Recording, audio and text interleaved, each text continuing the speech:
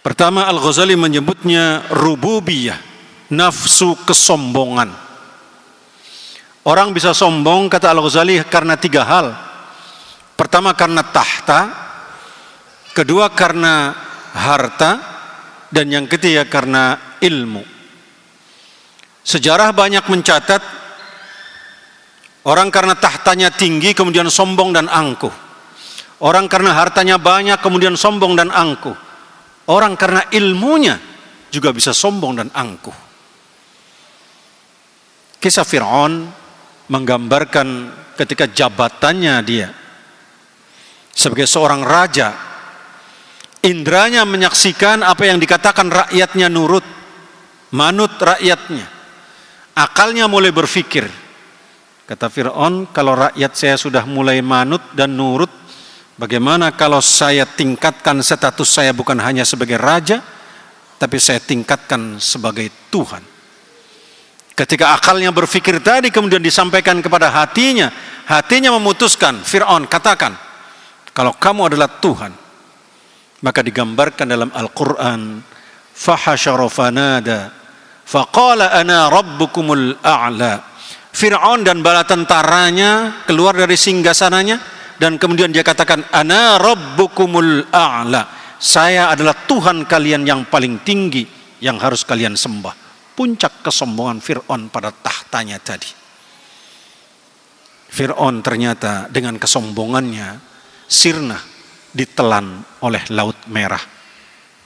Atau kita dengar yang namanya Qarun, pada puncak kekayaannya dia sombong, tidak mau mengeluarkan zakat, tidak mau sedekah, dan tidak mau membantu orang lain. Maka atas izin Allah,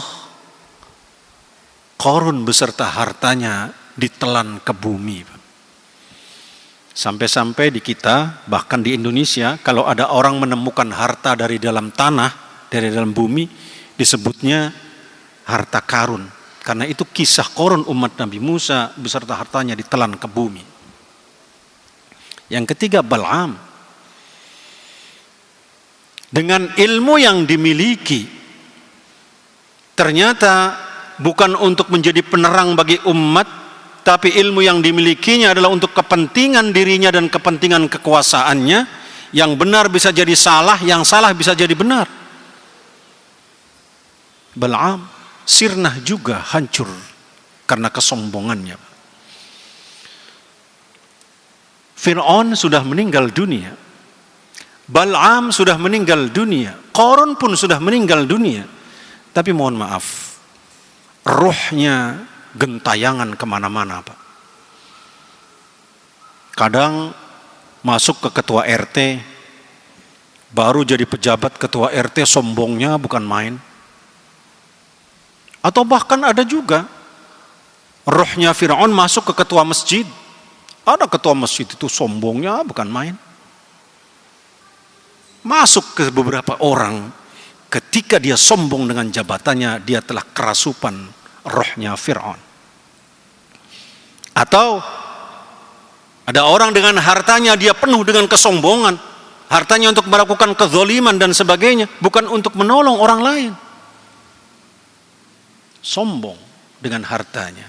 Atau bahkan mohon maaf, banyak orang yang dengan ilmunya dia sangat sombong. Bahkan sekarang ini banyak sekali orang-orang yang ilmunya sedikit tapi sombongnya bukan main. Mampu menyalahkan ulama-ulama yang ilmunya sangat luas, bacaan kitabnya sangat banyak, karangan kitabnya sangat banyak, tapi kemudian dilecehkan oleh orang-orang yang ilmunya sedikit dengan mengatakan semua sesat dan semua salah. Biasanya ini dilakukan oleh orang-orang yang pesantren kilat.